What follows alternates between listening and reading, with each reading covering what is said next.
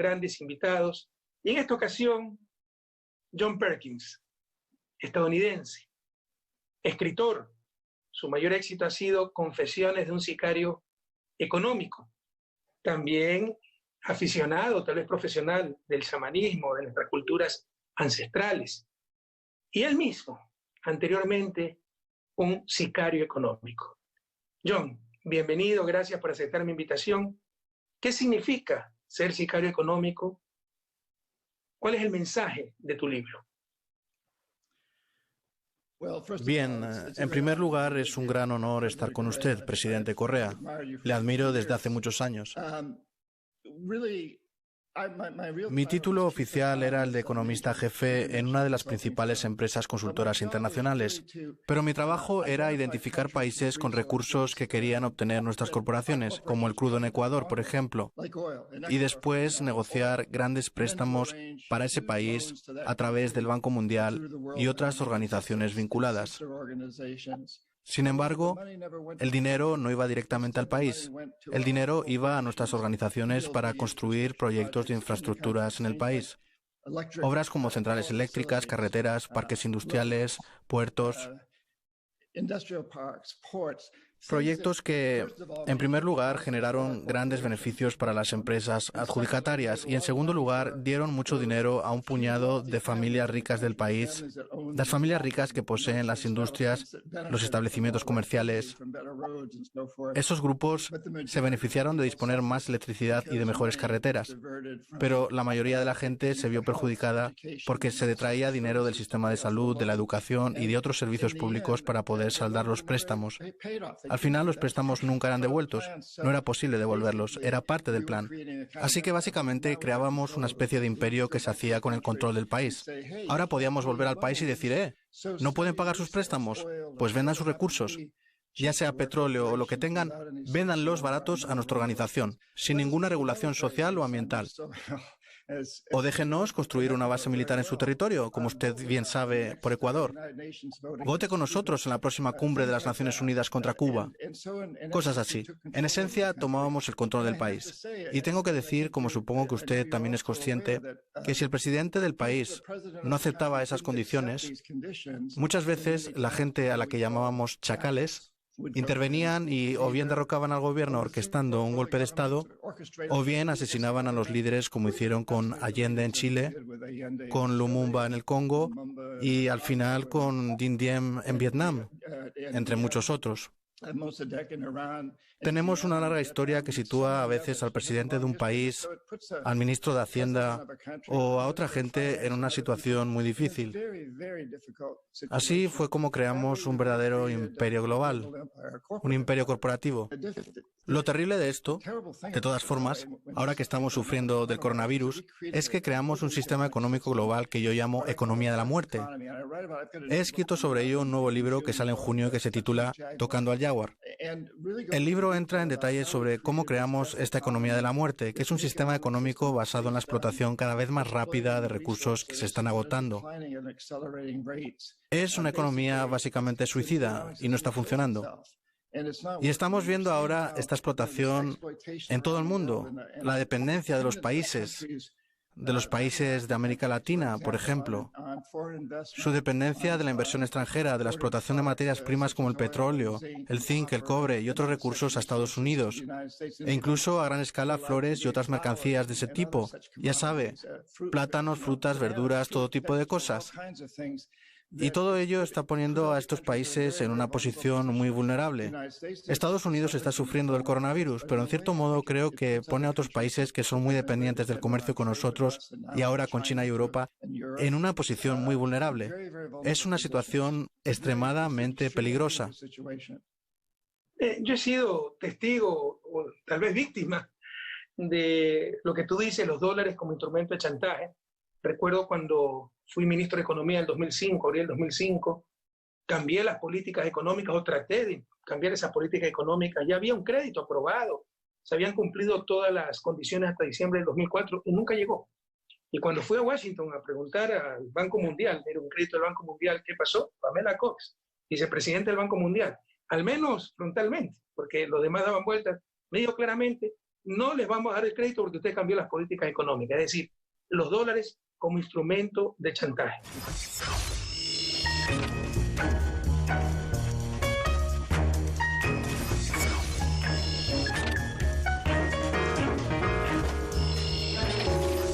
Pero déjanos profundizar un poco más sobre esta idea del control a través de los dólares y muchas veces ya por otros métodos también. ¿Nos puede dar un ejemplo concreto que tú vivís como anterior sicario económico en que se impuso a un país o se indujo a un país a endeudarse para luego someterlo? ¿Tienes algún caso concreto que nos pueda dar como ejemplo para ilustrar? Sí, hay muchos ejemplos. Ya sabe, por ejemplo, en Ecuador, en los años 70, una junta militar tomó el poder y la CIA estuvo muy involucrada. Al mismo tiempo, yo estaba allí en calidad de sicario económico. Fui a Ecuador como antes estuve en Colombia y en muchos países de América Latina. Básicamente yendo a visitar a presidentes que, de hecho, en muchas ocasiones eran dictadores militares que sabían que en gran parte debían su seguridad al apoyo de la CIA. De modo que era muy fácil ir y decirles, oigan, acepten de nosotros este gran préstamo y contraten a nuestra empresa. De hecho, nunca verán el dinero. El dinero, de hecho, nunca entrará en su país. Saldrá de un banco en Washington, como el Banco Mundial, y acabará en una cuenta en un banco de Houston, Texas, o en San Francisco. Es un juego con dinero respaldado por la Reserva Federal para pagar a Halliburton o a otras grandes empresas que vengan y construyan esas grandes infraestructuras. Pero su familia y las familias de sus amigos se beneficiarán porque son dueños de la industria y se van a beneficiar de toda la electricidad producida. Básicamente es como decir, en esta mano tengo unos cuantos miles de millones de dólares para mostrarle que después podrá pagar lo que construyan nuestras corporaciones. Y si no lo acepta, en esta mano tengo una pistola. Bueno, yo nunca he llevado pistola, nunca. Pero sabíamos que detrás de nosotros estaba esa gente a la que llamábamos chacales. Así pues, si el presidente o el ministro de Hacienda no aceptaban esos tratos, no conseguían nuestro apoyo. Tal vez no fueran eliminados, dependía de quiénes eran. Pero si eran una junta militar colocada en un puesto con nuestra ayuda, dejábamos de apoyarles. Y probablemente eso significara la derrota para ellos. Había una cantidad enorme de poder en juego. Esa era la regla general, pero hubo dos grandes excepciones en América Latina. La primera fue el presidente Jaime Roldós de Ecuador y la segunda fue el presidente Omar Torrijos de Panamá. Ambos se resistieron. Ambos, a mi parecer, eran nacionalistas convencidos. Los llamábamos comunistas, pero no eran comunistas, eran socialistas. Pero antes que nada eran nacionalistas y se negaron a entrar en ese juego. Y ambos murieron en accidentes aéreos. Sus aviones privados se estrellaron. Y hubo muchas sospechas de que habían sido asesinados, aunque de hecho nunca se ha demostrado. Pero hay muchos indicios de que fueron eliminados y antes había todas las razones para creer que serían eliminados. Ambos esperaban algo así, especialmente Torrijos. Su avión se estrelló 2 meses después de que se estrellara el del presidente Roldós, así que esperaba que algo fuera a suceder. Tú escribiste tu libro Confessions of Economic Hitman, creo 2003-2004, y tienes una nueva versión, New Confessions of Economic Hitman, del 2015, donde dices que continúan estas amenazas, estas agresiones, pero de forma más sutil. Por ejemplo, se asesina ahora la reputación de los dirigentes progresistas, de los dirigentes nacionalistas. ¿Qué tienes para decirnos al respecto? Sí, escribí una nueva versión de Confesiones de un sicario económico porque durante, digamos, los 12 años que han pasado entre los dos libros, las cosas han empeorado. Hoy aún existen personas como yo.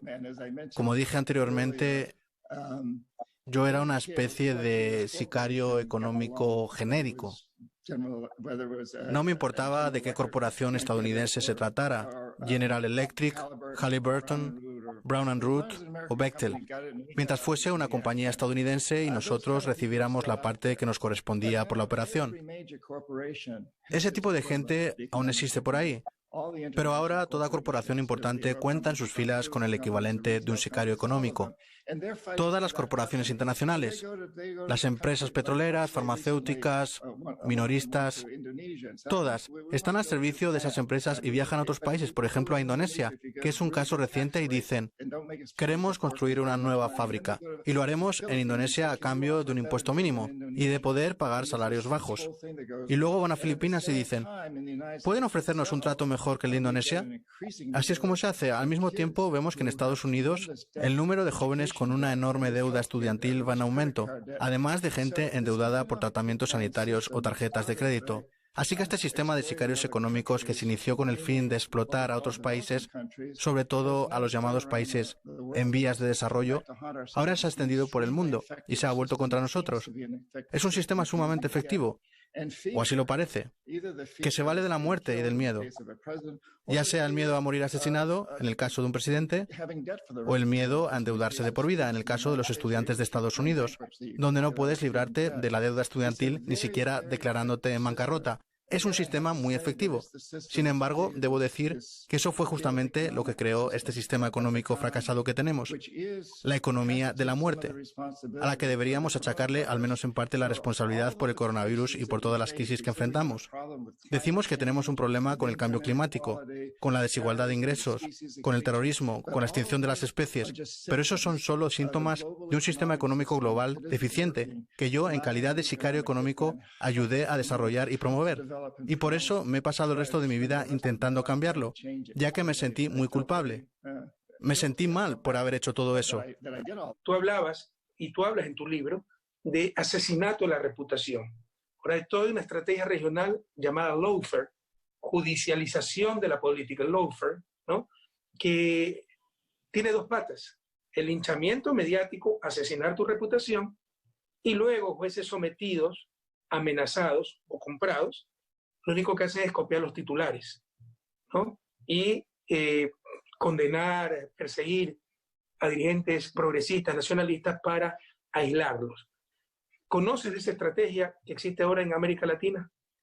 Sabe, esta idea del asesinato de la reputación en realidad lleva mucho tiempo existiendo.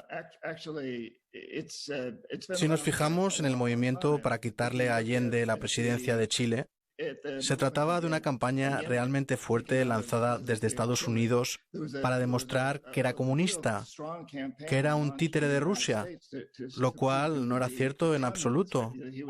Se trataba de una noticia totalmente falsa, pero resultó ser extremadamente eficaz. Antes de eso, a principios de los años 50, Mossadegh en Irán fue derrocado por un agente de la CIA que entró y convenció al país, sobornando a los periódicos, a los medios, a la policía y provocando manifestaciones de que Mossadegh no era popular, pero era muy popular. Y en gran parte fue una campaña mediática. Y ciertamente en tiempos más recientes vemos al presidente Lula de Brasil recorriendo ese camino. Solo fue una campaña de difamación. Hemos visto una arremetida contra usted, presidente Correa. Hemos visto una arremetida contra Zelaya, en Honduras. No funcionó en algunos casos, pero Zelaya fue derrocado. Esto es viejo, pero ahora se está poniendo peor.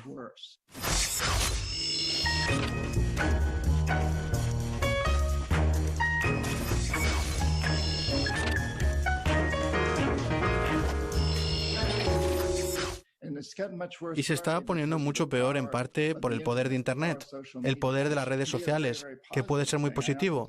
A veces hablo de cómo usarlas para reformar las corporaciones, para unir a los consumidores en un boicot, pero también puede ser extremadamente efectivo para destruir la reputación de los políticos. Ciertamente lo vemos hoy en Estados Unidos. El presidente Trump es un maestro en hacer declaraciones falsas, totalmente falsas. Hemos vivido cambios de vez en cuando, pero él destruye reputaciones así de fácil. Lo intenta y a menudo lo consigue. Leí tu nuevo libro, ¿no? New Confessions of Economic Hitman, y bueno, temo que hay algunas imprecisiones. Tú sostienes que después del golpe de Estado que intentaron darme el 30 de septiembre del 2010, y no es por defender mi gobierno, pero es la verdad, yo cambié la política petrolera. y pasé a abrir la 11ª ronda petrolera para el suroriente ecuatoriano. Pero eso no es correcto. Siempre mi política fue, se lo dije al pueblo ecuatoriano, puedo estar equivocado, pero es lo que creo, que debemos aprovechar nuestros recursos naturales con absoluta responsabilidad ambiental y social. Ahí hay muchos mitos, ¿no? Por ejemplo, el principal problema para la región amazónica no es la explotación petrolera. En el Yasuní hay 1 millón de hectáreas. La explotación petrolera afecta a 250 hectáreas. El principal peligro es la extensión de la frontera agropecuaria. Y si tú no das alternativas de trabajo, de ingreso, eso se seguirá expandiendo y se seguirá destruyendo selva amazónica. Pero en otras palabras, yo creo que un país, sobre todo en vías de desarrollo, debe aprovechar al máximo sus recursos naturales, en este caso no renovables, con absoluta responsabilidad social y ambiental, pero tenemos también desafíos como superar la pobreza. Tenemos todavía gente que se nos muere, niños que se nos mueren por patologías perfectamente evitables en el siglo XXI, pero no hay los recursos para atender esas patologías. Sé que no coinciden en esto. Nuestra filosofía siempre fue utilizar el extractivismo para salir de él, para desarrollar otros sectores de la economía, como la economía del conocimiento, la economía basada en las ideas, el único recurso infinito. Pero ¿cuál sería tu alternativa si países como Ecuador, como Bolivia, como Venezuela, no pueden utilizar sus recursos naturales? Usted ha tocado un tema muy interesante. Sí. En cierto modo, mi trabajo, tal como yo lo veo, es ser una voz controversial. Es ser alguien... A ver, yo amo Estados Unidos. Mi familia lleva 300 años aquí, desde la Revolución Americana. Pero creo que como parte de la democracia a veces debemos representar una postura opuesta a la del gobierno. También lo vi en Ecuador. Amo Ecuador, lo amo. Estuve allí como voluntario del Cuerpo de Paz. Llevo años viajando allí. Una gran parte de mi trabajo está relacionada con la protección del medio ambiente, como bien sabe. A veces he tenido choques con usted respecto a su política. Lo sé. En parte fue porque mi trabajo consistía en representar una postura alternativa. Creo que el presidente Correa se encontraba en una posición extremadamente complicada. Extremadamente complicada. Porque la densidad poblacional en los montes de la costa de Ecuador es una de las más altas de Latinoamérica. Y allí hay mucha gente pobre y con un nivel de educación y de servicios sanitarios muy básico. Y al mismo tiempo, un tercio del país tiene probablemente una de las densidades poblacionales más bajas de Latinoamérica, el área del Amazonas, que además tiene petróleo. Así que hay una constante presión sobre el presidente de Ecuador. La gente decía, si allí no vive nadie y hay mucho petróleo, ¿por qué no podemos ir y tomarlo para apoyar de esta manera a nuestro sistema social, nuestra sanidad y educación? Tal y como dijo usted. Pero al mismo tiempo es un área muy frágil. Tal como lo veo, mi trabajo consiste en ser portavoz de esa área frágil, aunque reconozco plenamente lo difícil que es la situación en la que estaba usted y cualquier presidente que se encuentre en esas circunstancias. John, es claro que nuestro modo de vida, yo soy especialista en desarrollo, es insostenible. La acumulación ilimitada, el crecimiento ilimitado, no son insostenibles, indeseables, porque se ha demostrado más crecimiento, más Producto Interno Bruto por habitante, más ingreso por persona, no da más felicidad. Pero también es cierto lo contrario. Hay gente que todavía no ha satisfecho sus necesidades básicas para vivir dignamente, incluso para garantizar la reproducción adecuada de la vida, y ese es el mayor dilema moral, el mayor desafío moral que tenemos como humanidad, porque hay los recursos para hacerlo. Hay que encontrar el justo equilibrio y para eso hay que aprovechar adecuadamente los recursos que cada país tiene. Pero tú has hablado de la economía de la muerte, de la economía de la vida, después de esta emergencia planetaria que estamos enfrentando, el coronavirus, tal vez el más grave peligro del último siglo que ha tenido que enfrentar la humanidad, que nos demuestra lo frágiles que somos, ¿no? La arrogante humanidad viéndose desafiada por un virus microscópico, entendiendo por fin que para que vivamos felices debemos hacer felices a los demás, Para vivir bien deben vivir bien los demás, porque este virus no distingue entre ricos, pobres, entre Europa o América Latina. Entonces, por ejemplo, nos debe llevar a la conclusión que la salud no debe ser una mercancía, sino un derecho al alcance de todas y de todos. El mundo post-pandemia va a ser diferente. Ojalá se acerque mucho más a lo que tú defines como esa economía de la vida, que no se busque esa acumulación ilimitada, destruyendo la naturaleza. Tus criterios son muy cercanos al concepto del summa causale en Quichua, el buen vivir de nuestros pueblos ancestrales, que significa, sí, satisfacer necesidades básicas para una vida digna, pero también en armonía con la naturaleza, en armonía con otros seres humanos, los bienes relacionales tan importantes para la felicidad, y con respeto absoluto a todas las culturas.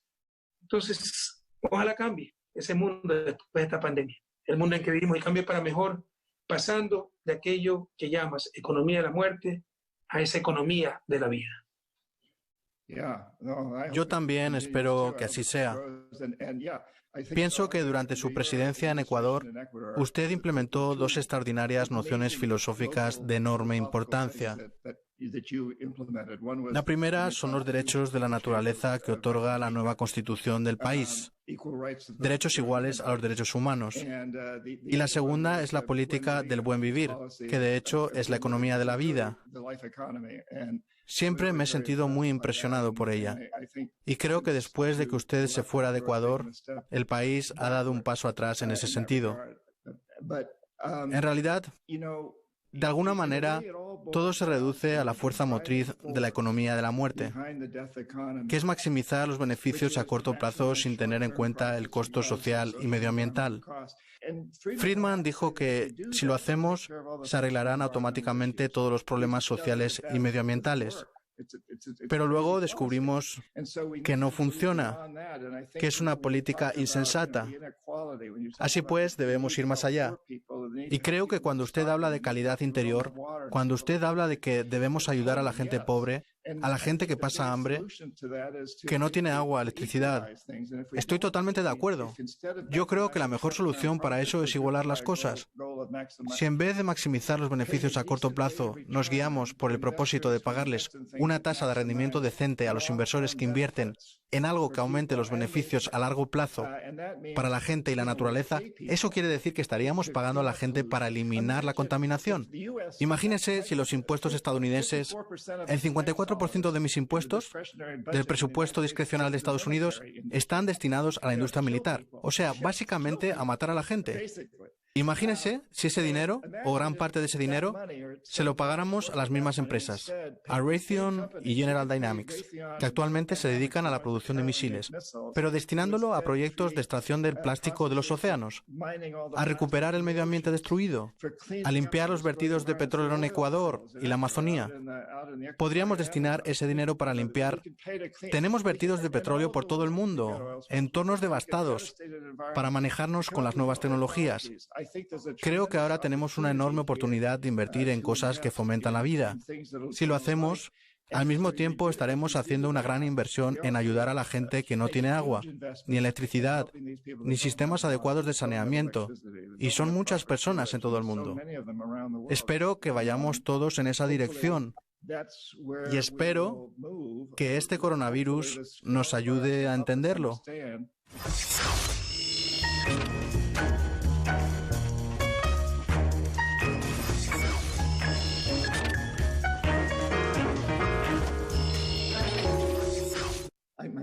He hablado mucho de esto. El presupuesto militar anual de Estados Unidos se sitúa entre 600.000 y 700.000 millones de dólares.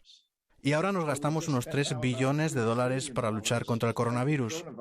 Si hubiéramos destinado la mitad de ese presupuesto militar en los últimos 10 años para crear un mejor sistema de sanidad en este país, ahora todos estaríamos mejor. Todo el mundo estaría mejor. Y lo mismo puede decirse de todos los países. Así que espero que aprendamos algo en este proceso. El mundo después de la pandemia será un mundo diferente. Ojalá sea un mundo mejor. Muchas gracias, John, por acompañarme en este programa